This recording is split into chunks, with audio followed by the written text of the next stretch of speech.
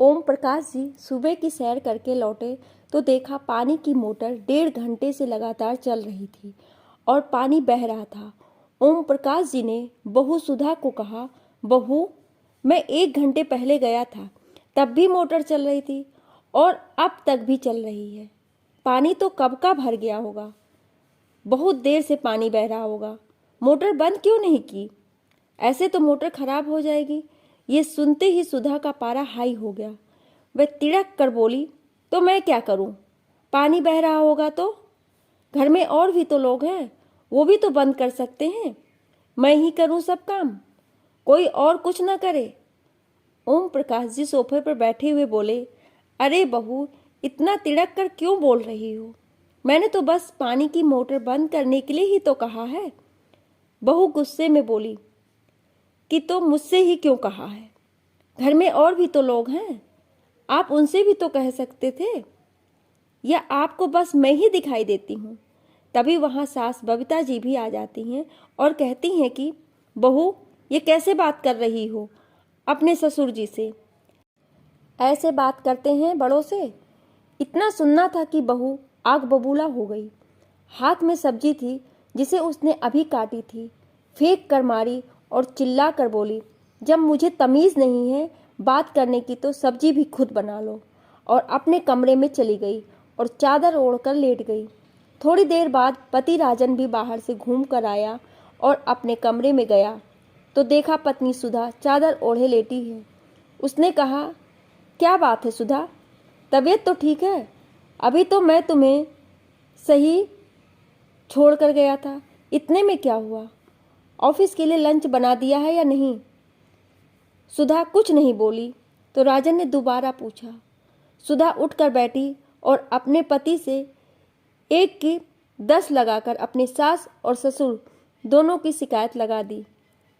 बस फिर क्या था, राजन का पारा भी हाई हो गया और वह अपने माँ और बाबूजी के कमरे में गया और अपने माता पिता से अपनी पत्नी के लिए लड़ने लगा। बाबूजी, आपसे कितनी बार कहा है कि सुधा को कुछ मत कहा कीजिए, लेकिन आपकी जबान तो रुकती ही नहीं है। कभी उसे कुछ कह देते हैं, कभी कुछ कह देते हैं। मुझे ऑफिस के लिए लेट हो रहा है। अब उसने मेरा लंच भी तैयार नहीं किया और माँ, एक तो आपको बाबूजी को मना करना चाहिए कि सुधा को कुछ ना कहा करें, और ऊपर से आप बाबूजी का साथ देती हैं। आप जल्दी जाकर पहले मेरा लंच तैयार करो। आप दोनों ने उसका मूड खराब कर दिया है, अब वो मेरा लंच कैसे बनाएगी?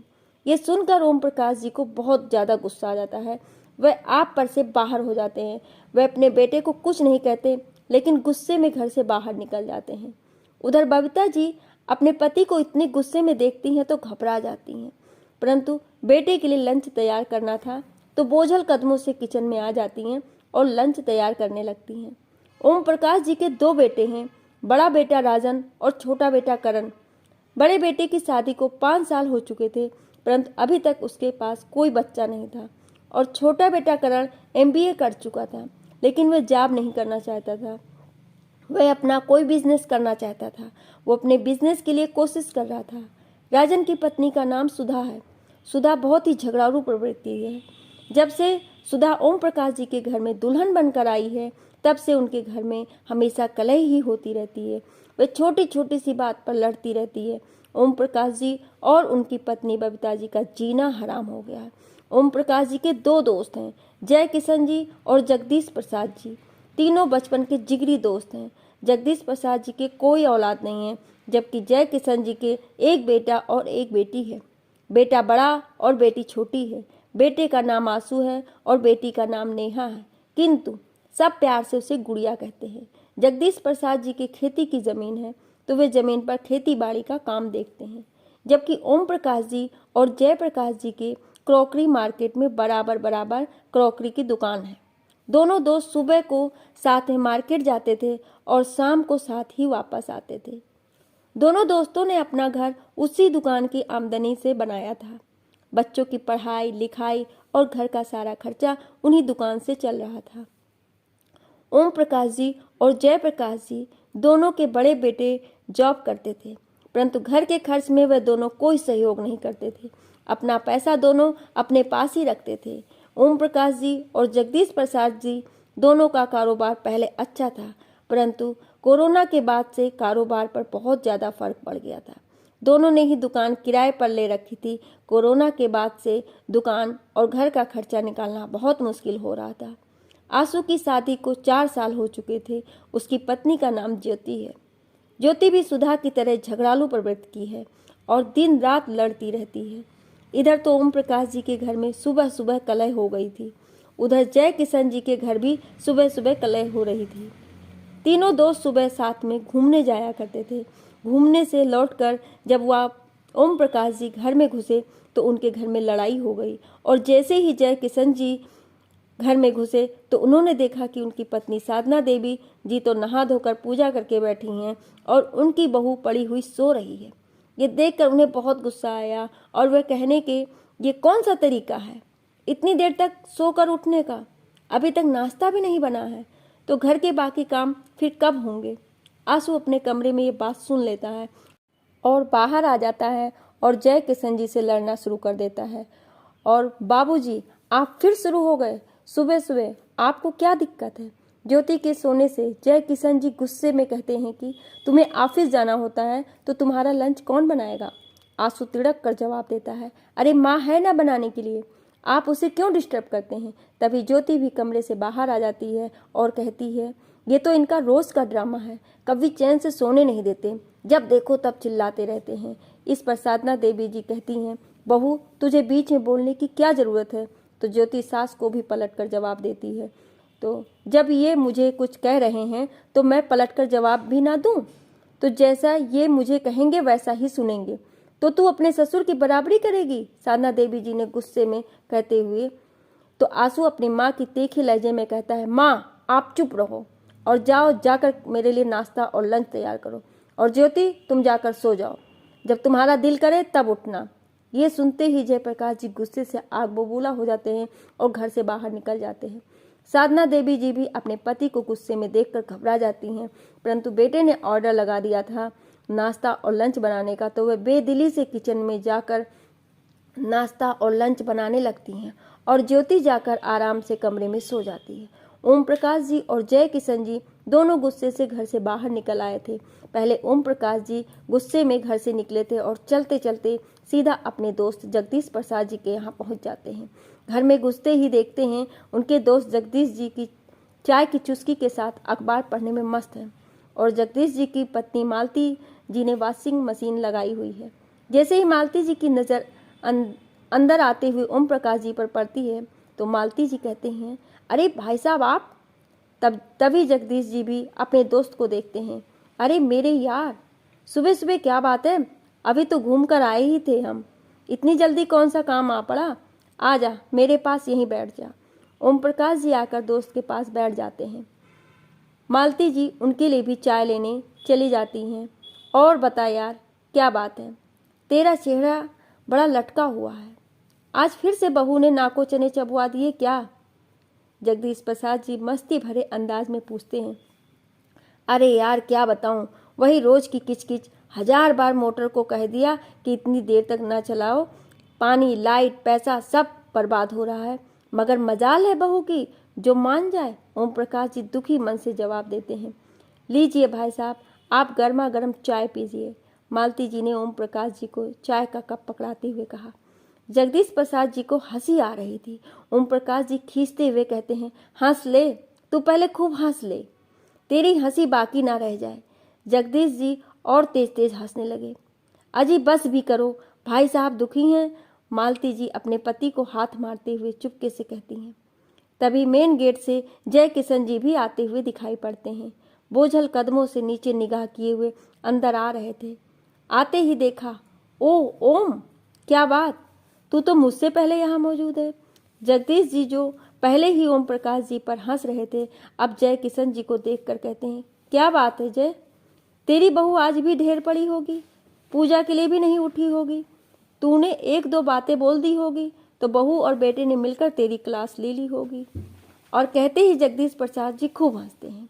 ओम प्रकाश जी और जय किशन जी दोनों चिढ़ जाते हैं। मालती देवी जी जय किशन जी के लिए चाय भी लेते आती हैं। हाँ उड़ा खूब खिल्ली उड़ा हमारी।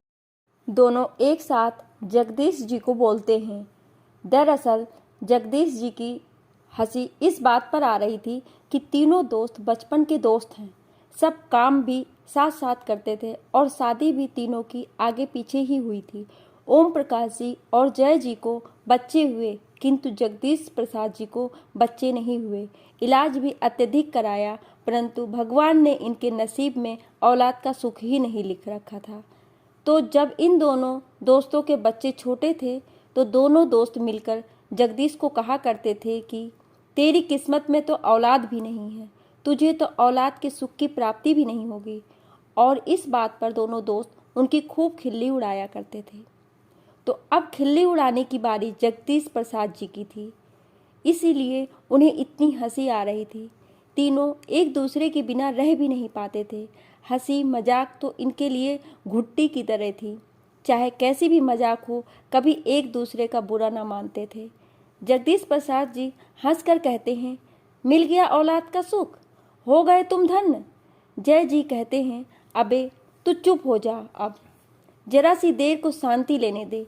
ओम जी जगदीश प्रसाद जी को कहते हैं, ये पागल हो गया है, भाभी से नहीं बनवाएंगे हम कुछ, मशीन लगा रखी है इन्होंने, चल खाने को ऑर्डर कर दे जल्दी, बहुत तेज भूख लगी रखी है। जगदीश प्रसाद जी नाश्ता ऑर्डर कर देते हैं। नाश्ता आ जाता है तो तीनों दोस्त और मालती देवी जी मिलकर नाश्ता करते हैं। नाश्ता किया ही था कि सब देखते हैं कि सामने से हड़बड़ाती हुई ओम प्रकाश जी की पत्नी बबीता चली आ रही हैं। अरे दीदी आप आइए आइए। मालती देवी जी बबीता जी को भी देखकर खुश होकर कहती हैं, मुझे मालूम था आप यहीं मिलेंगे।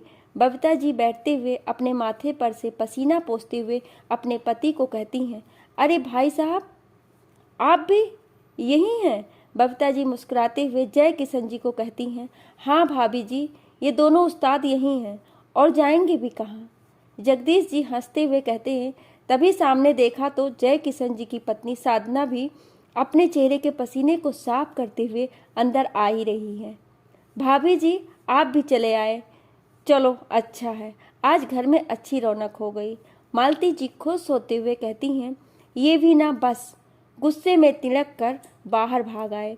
जय किशन जी की पत्नी साधना जी अपने पति की तरफ इशारा करते हुए कहती हैं, हाँ हाँ मैं ही तिलकता हूँ, तुम्हारा बेटा तो बहू तो मिट्टी के माधो हैं।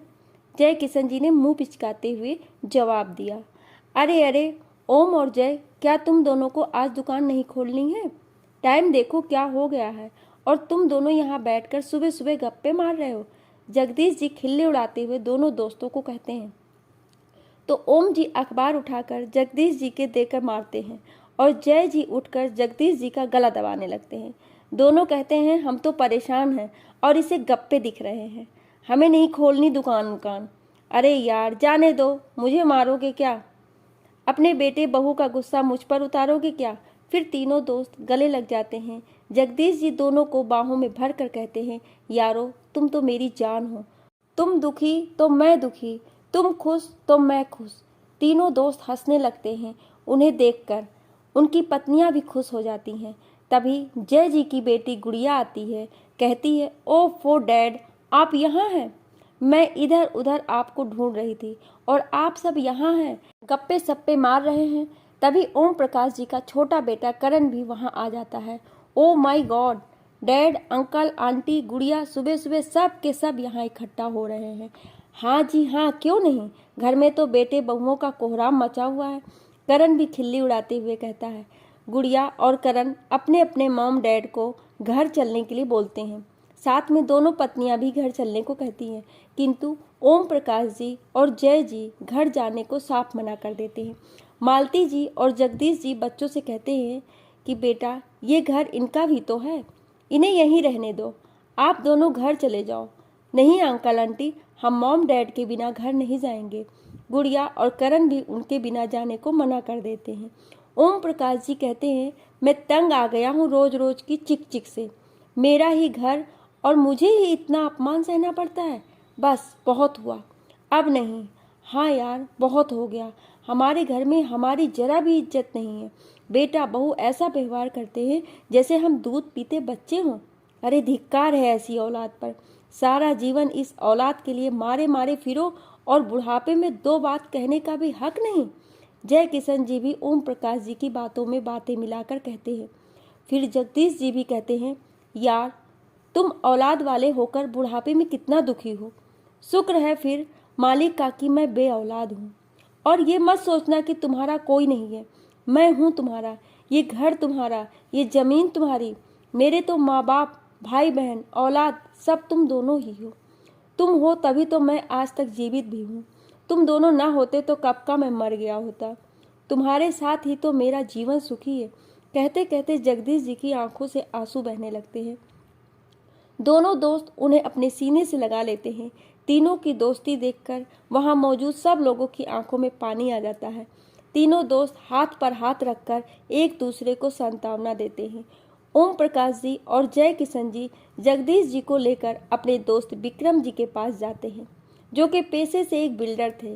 तीनों उनसे अपने घर के बारे में बात बता देते हैं, क्योंकि ओम प्रकाश जी और जय जी ने मिलकर घर बेचने का फैसला किया है और जगदीश जी ने उन्हें अपने साथ रहने का वादा लिया है। विक्रम जी उन्हें कहते हैं कि तुम पेपर साइन कर दो, घर खाली कराने की जिम्मेदारी मेरी है। घर के पेपर्स वो साथ लेकर आए थे, जो कि विक्रम जी के यहाँ आने से पहले अपने अपने घर से गुड़िया और करण को भेजकर मंगा लिए थे और साथ में गुड़िया और करण का विवाह करने का भी फैसला कर लिया था। करण और गुड़िया को भी इस रिश्ते से कोई आपत्ति नहीं थी। अब पेपर्स वर्क तो पूरा हो चुका था। विक्रम जी घर खाली कराने के लिए अपने आदमियों को भेज देते हैं और तीनों दोस्त फिर से जगदीश जी के यहाँ आ जाते हैं। घर बेचकर करण का कारोबार करा देते हैं, जिसमें गुड़िया और करण बराबर के पार्टनर होते हैं। दोनों का विवाह हो जाता है और कारोबार भी दोनों मिलकर संभालते हैं। सब के सब जगदीश जी के यहाँ शिफ्ट हो जाते हैं। गुड़िया अधिकतर काम घर से ऑनलाइन करती है और अपने माता पिता और सास ससुर की भी सेवा करती है। तीनों परिवार अब एक ही घर में थे। जगदीश जी के घर इतना बड़ा था कि 10 परिवार भी एक साथ रह सकते थे। अब जगदीश प्रसाद जी भी अपने आप को अकेला महसूस नहीं करते थे।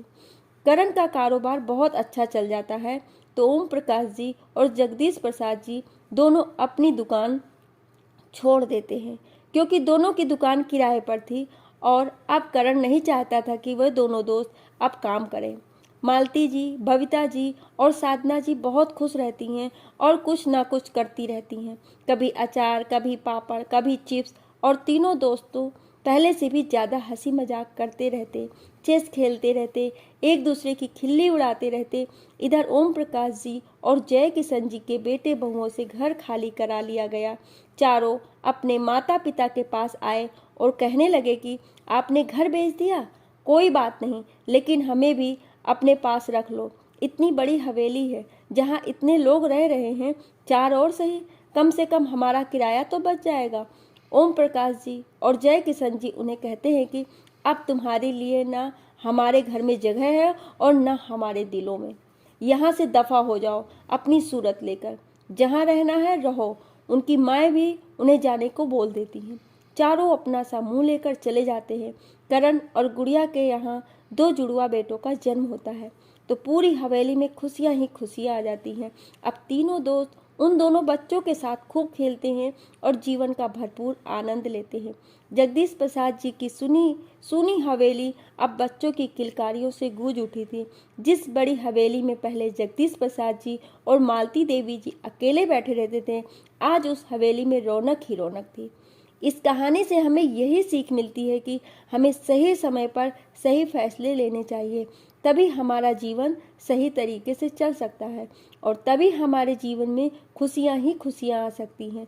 कई बार सही समय पर सही फैसले ना ले पाने से जीवन में कई परेशानियों का सामना करना पड़ जाता है। आशा करती हूँ कि ये कहानी आपको अच्छी लगी होगी। इस कहानी में आपकी क्या राय है हमें कमेंट करें और नए हैं तो सब्सक्राइब ज़रूर करें। Thank you.